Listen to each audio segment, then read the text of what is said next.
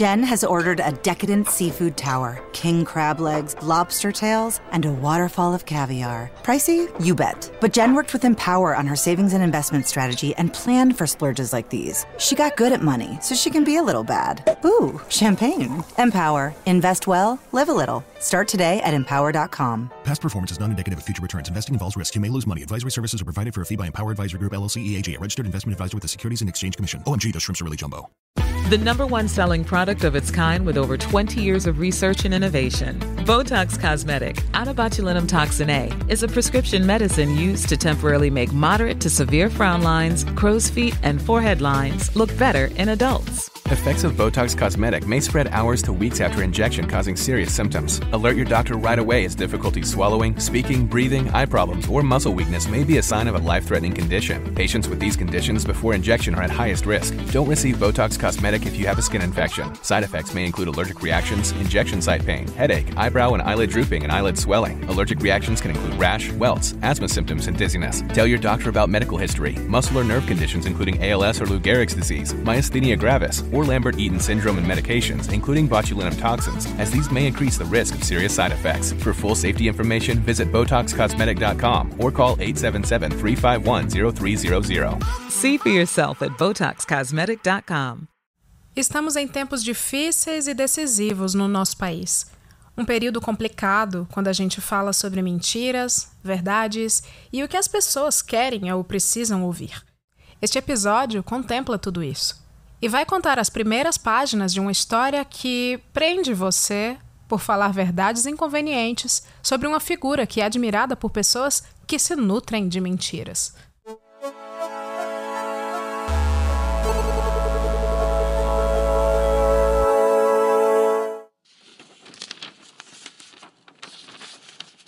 O negócio do Jair. Capítulo 1. A verdade vos libertará. Brasília, 20 de outubro de 2020. Os gritos que vinham do gabinete presidencial no início da noite deixaram os funcionários do terceiro andar do Palácio do Planalto apreensivos. Jair Bolsonaro espumava. Era fim de expediente e ninguém entendia direito o que estava acontecendo. O presidente tinha cumprido a agenda. O último compromisso, por volta das 5 da tarde, foi com o senador Alessandro Vieira, do Cidadania de Sergipe. Passados mais de 7 meses de pandemia, o Brasil, que fechava aquela terça-feira com um total de 154.888 mortos de Covid-19 desde o surgimento do vírus, já estava entre os países com as piores estatísticas da doença. Apesar de tudo, aqueles eram dias de certa estabilidade nos casos e nos óbitos. O que o país precisava era se organizar para comprar as vacinas que estavam sendo produzidas. Logo elas estariam prontas e seria uma questão decisiva para muitos brasileiros. No Ministério da Saúde, havia quem soubesse dessa realidade. Por isso, naquele 20 de outubro de 2020, a pasta anunciou a aquisição de 46 milhões de doses da Coronavac, o imunizante que estava sendo produzido em uma parceria entre o Instituto Butantan e a empresa chinesa Sinovac. As semanas eram tensas nos arredores do gabinete do presidente. Bolsonaro não queria saber de compra de vacina alguma e brincava com a saúde dos brasileiros defendendo o uso de medicamentos ineficazes, como cloroquina e ivermectina. Só em junho de 2020, 92 servidores do Palácio foram diagnosticados com Covid-19. Uma pessoa que testasse positivo e recorresse ao serviço médico do prédio arriscava sair de lá com uma receita de cloroquina, apesar de o enorme contingente de cientistas em todo o mundo já ter descartado o uso dessa medicação para a doença. E nos corredores do terceiro andar, pobre de quem usasse máscara. Certamente seria visto como um crítico de Bolsonaro. Quem não defendesse o governo, inclusive pondo a própria vida em risco ao dispensar a máscara, era mal visto e teria de enfrentar as consequências, inclusive perseguição. No dia seguinte, 21 de outubro, o Senado iria sabatinar o primeiro indicado para o STF. De modo imprevisível, o presidente havia indicado o desembargador Cássio Nunes Marques, do TRF1, deixando para trás um grupo de nomes conhecidos e bastante cotados. Ao mesmo tempo, inconsistências no currículo do candidato, entretanto, ameaçavam a sua aprovação. Mas as preocupações de Jair Bolsonaro eram outras. Dias antes, ele recebera os filhos Flávio e Eduardo já nas primeiras horas da manhã. Os funcionários do palácio notaram que até no estacionamento havia um esquema de segurança diferente. Entretanto, na porta do gabinete, 2 dragões da independência, os homens da cavalaria, de guarda do exército, encarregados de proteger as instalações da presidência da República, reforçavam a entrada, para impedir o ingresso de algum desavisado. Café, água, telefonemas, nada disso interrompia a reunião. O motivo de tanto cuidado logo se espalhou pelos corredores. Os 3 estariam discutindo a investigação que o Ministério Público do Rio de Janeiro estava fazendo sobre o primogênito. Naquela tarde de 20 de outubro, a ira presidencial se dirigia aos promotores que haviam entrado com uma denúncia criminal contra o Flávio e até com um pedido de cassação do mandato do primogênito de Bolsonaro. Na véspera, o MP do Rio de Janeiro protocolou no Tribunal de Justiça do Rio um documento de 291 páginas que apontava o senador como líder de uma organização criminosa que operava em seu antigo gabinete da Assembleia Legislativa. Além da papelada, um calhamaço que reunia uma série de depoimentos, dados bancários e telefônicos, havia um HD com vídeos e documentos. Flávio era acusado de um desvio de 6,1 milhões de reais dos cofres públicos do Estado. A denúncia foi apresentada em sigilo, mas não se sabe como o presidente teve acesso a ela. Aquele momento era esperado havia meses, a despeito dos esforços do presidente para evitar que ele chegasse. A investigação era sobre o filho, é verdade, mas o pai esteve no comando o tempo todo. Opinou sobre a escolha dos advogados, com os quais discutiu o assunto em várias ocasiões, marcou um encontro da defesa com os chefes da inteligência e do gabinete de segurança institucional da presidência para estabelecer estratégias e chegou a enviar convites aos procuradores de justiça do Rio de Janeiro, responsáveis pela apuração do caso, para conversar com ele no Palácio do Planalto. Bolsonaro tentou, de todas as maneiras, evitar que o filho fosse denunciado. Se por um lado o presidente não conteve a fúria diante do círculo íntimo, por outro, não foi às redes sociais defender o primogênito ou acusar o MP. A denúncia só veio a público mais de 2 semanas depois, em 4 de novembro de 2020. 811 dias, ou seja, 2 anos e 2 meses. Esse foi o tempo que os procuradores de justiça do Rio levaram para concluir a investigação. Flávio Bolsonaro foi apontado como líder de uma quadrilha que exigia cerca de 90% dos salários dos seus funcionários do gabinete. Foram apresentadas provas contra um núcleo de 12 pessoas, a maioria das quais nunca trabalhou para o então deputado. Eram o que o brasileiro conhece por funcionários fantasmas. Por uma mesada, essas pessoas sacavam e entregavam praticamente todo o salário a Fabrício Queiroz, subtenente da reserva da Polícia Militar do Rio de Janeiro, ex-assessor de Flávio e amigo de longa data de Jair. Com dinheiro vivo, o primogênito do presidente pagava despesas pessoais, comprava imóveis e injetava esses recursos no caixa de uma loja de chocolates da sua propriedade, em um shopping da zona oeste do Rio, para fazer a lavagem de dinheiro. Mas essa síntese não faz jus a toda a história. Ao longo dos mais de 2 anos em que o caso esteve tramitando, as provas reunidas eram tantas que elas passaram a ser deslocadas pelos corredores do Ministério Público em um carrinho.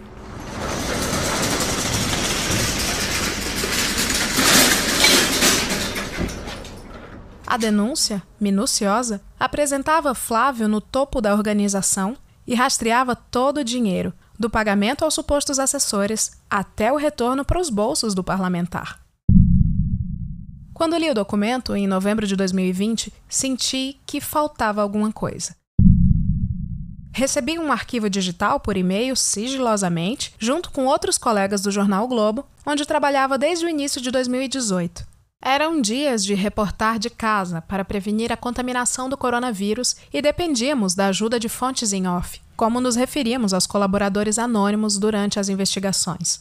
Como a denúncia era sigilosa, só as partes envolvidas tinham acesso formal à investigação. Do ponto de vista jurídico, o documento podia atender aos quesitos para denunciar os crimes de Flávio ao judiciário, mas a história era maior do que aquelas quase 300 páginas.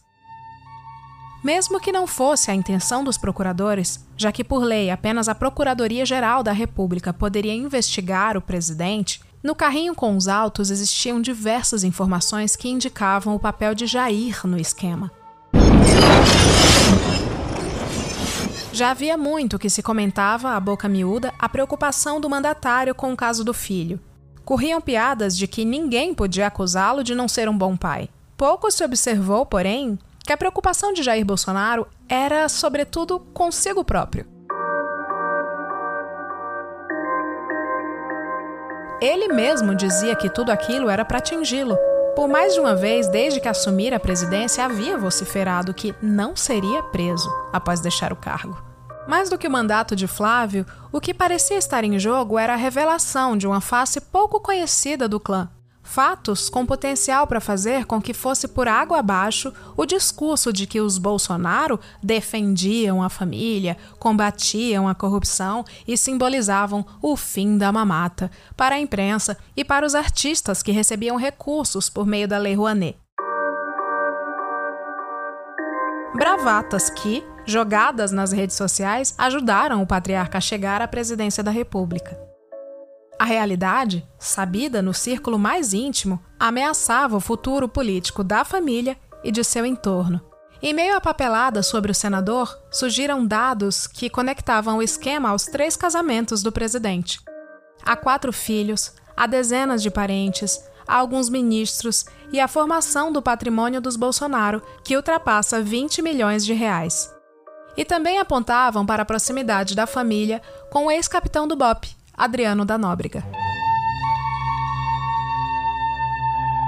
Líder de uma milícia em Rio das Pedras, acusado de uma série de assassinatos.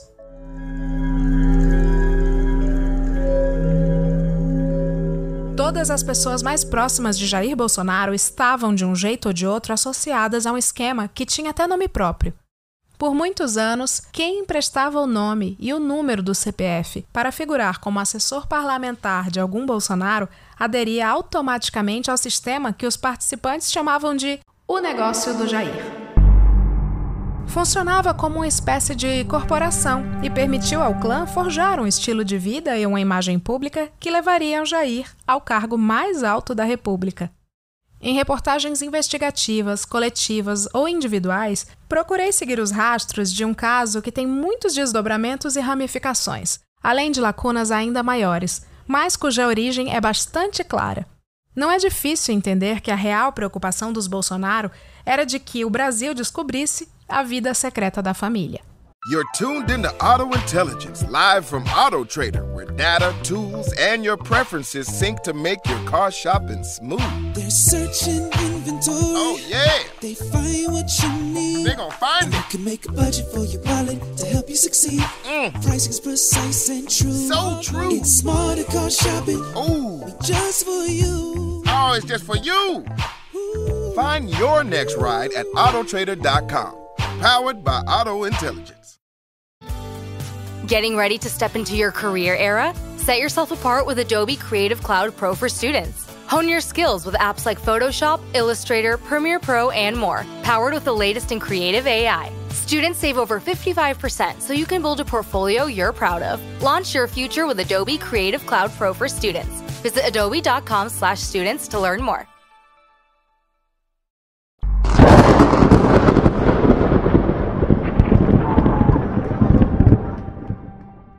Um personagem chamado Jair Bolsonaro. Conheci pessoalmente o então deputado federal Jair Bolsonaro, por acaso, em setembro de 2013. Duvido que ele vá se lembrar. Naquela época eu trabalhava em O Globo e, com Chico Otávio, colega do jornal, caminhava em direção ao Clube da Aeronáutica, no centro do Rio. Acredito que tenha sido perto da Praça Marechal Âncora, a poucos metros da portaria do clube, que avistamos Bolsonaro e 2 assessores. Eles atravessaram a rua e, ao nos identificar, pararam um instante.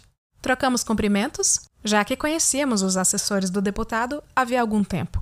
A conversa com o deputado durou menos de 5 minutos, mas foi o suficiente para me deixar com a impressão de que ele interpretava um personagem.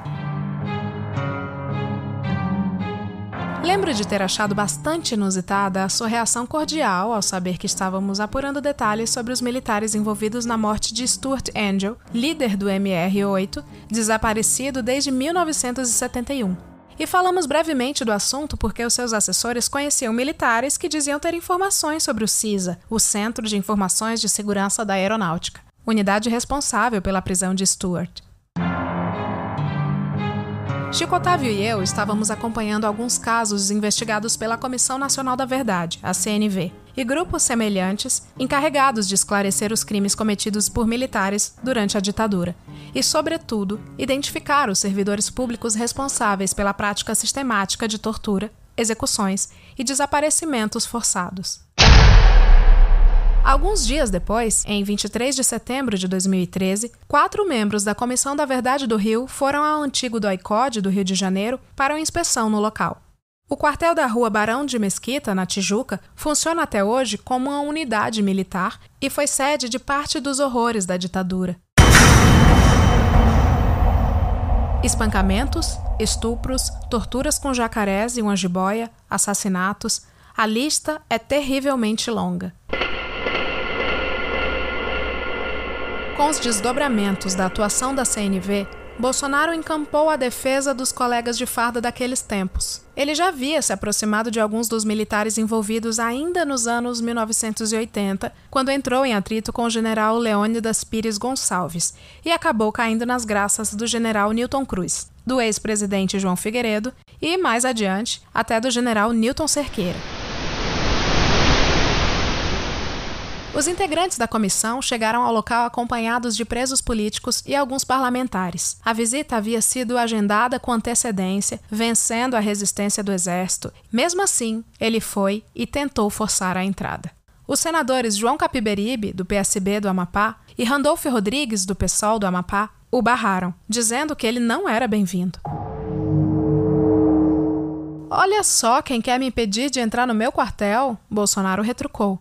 Depois chamou o Rodrigues de moleque, abaixou o corpo e lhe deu um soco no estômago, segundo o senador. A confusão foi grande.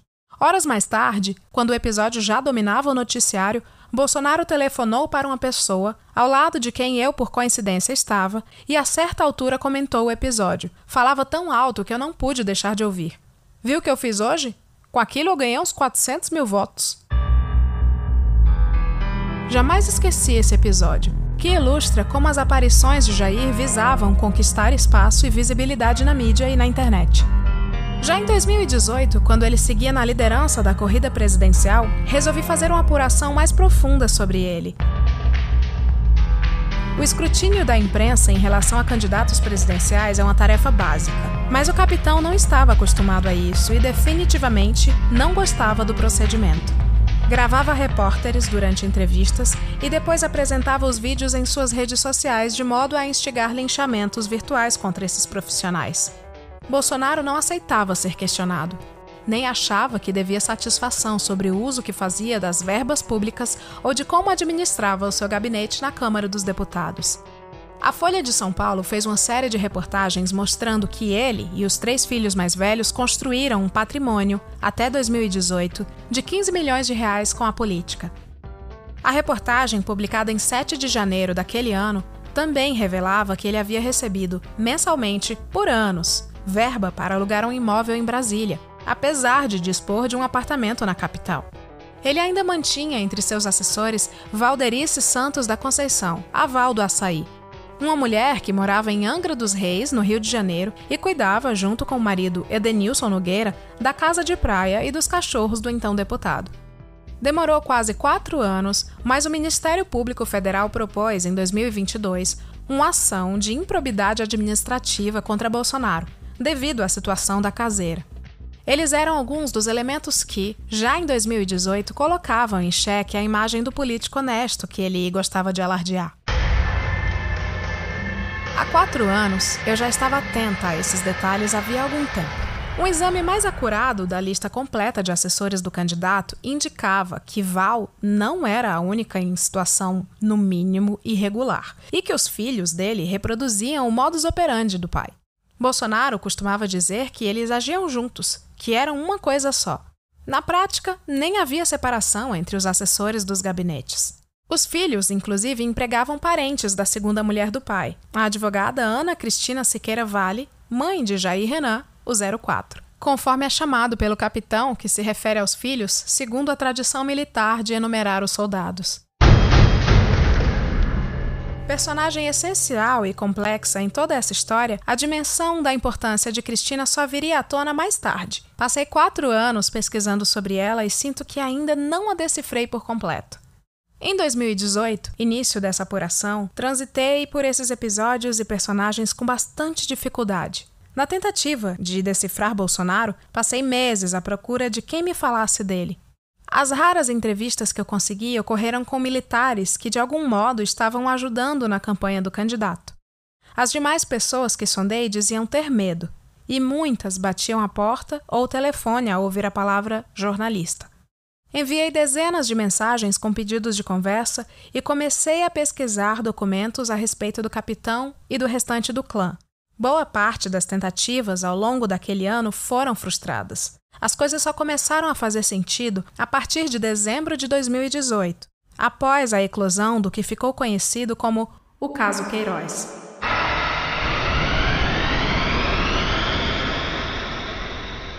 A investigação sobre o peculato, lavagem de dinheiro e organização criminosa no antigo gabinete de Flávio Bolsonaro na Assembleia Legislativa do Rio.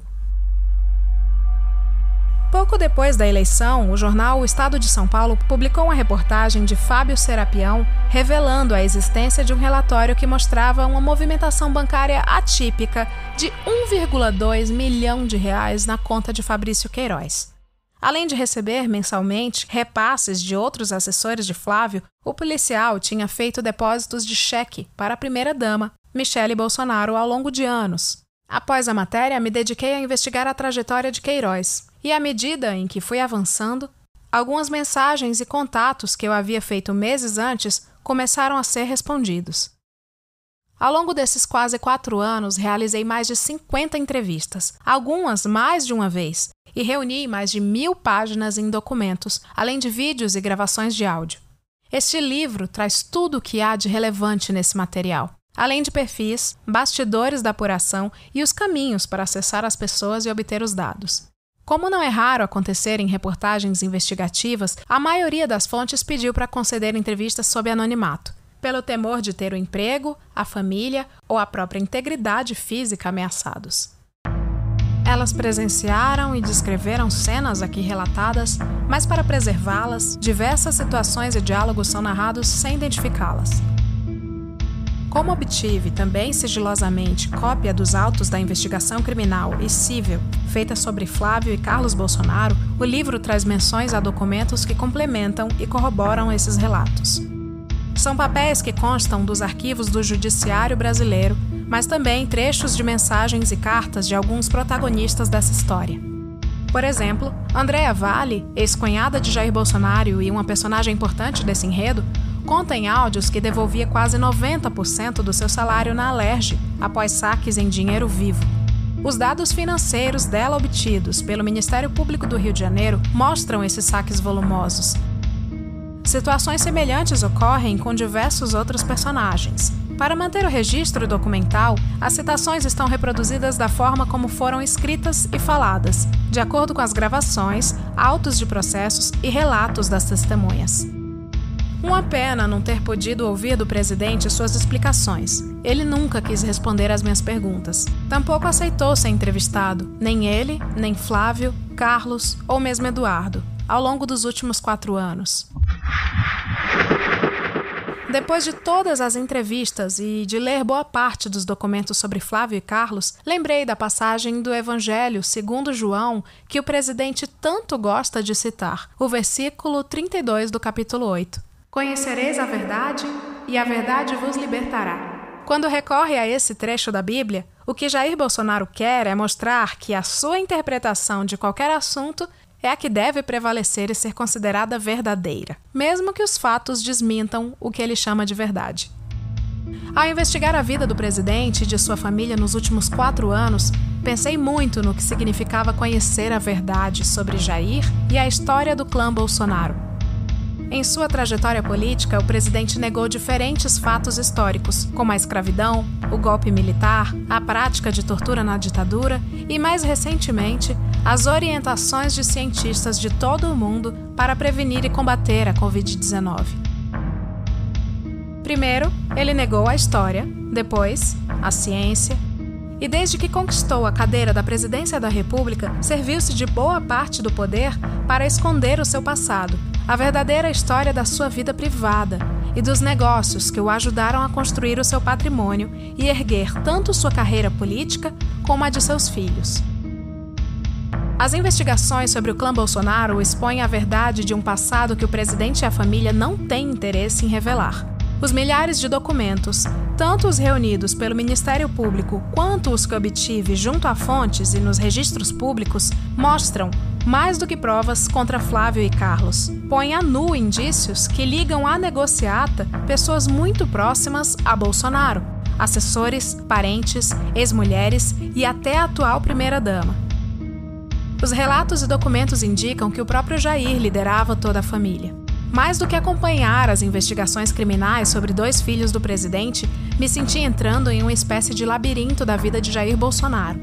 Brigas, intrigas, traições, chantagens, separações, divórcios, além de muitos imóveis e despesas quitados com milhões em dinheiro vivo. Será preciso tratar de diferentes aspectos da vida pessoal de Jair Bolsonaro, porque foi assim que ele moldou a sua trajetória, misturando o público e o privado, envolvendo os 3 casamentos, os filhos e os assessores mais próximos em sua ascensão política e na consolidação dos seus bens. Além disso, os Bolsonaro ainda construíram laços com policiais que se transformaram em milicianos e matadores de aluguel, conectando-os de algum modo aos gabinetes do clã. Conforme avançavam as investigações sobre os filhos no Ministério Público do Rio de Janeiro, Bolsonaro fez o que esteve ao seu alcance para encobrir o processo, tanto no Judiciário como no Executivo Federal. Por isso, incluí tudo o que pude apurar acerca das movimentações do clã nos bastidores e como as instituições agiram ou ficaram paradas em função das pressões dos advogados de defesa ou da própria família Bolsonaro, inclusive contra mim. Ao final, penso ter mostrado Jair na intimidade, sem várias camadas do personagem que ele buscou construir para si mesmo ao longo dos anos, e também como o agora presidente alavancou o patrimônio e a vida pública do clã. Ao dominar os fatos, é possível conhecer a verdade. A conclusão caberá a cada um.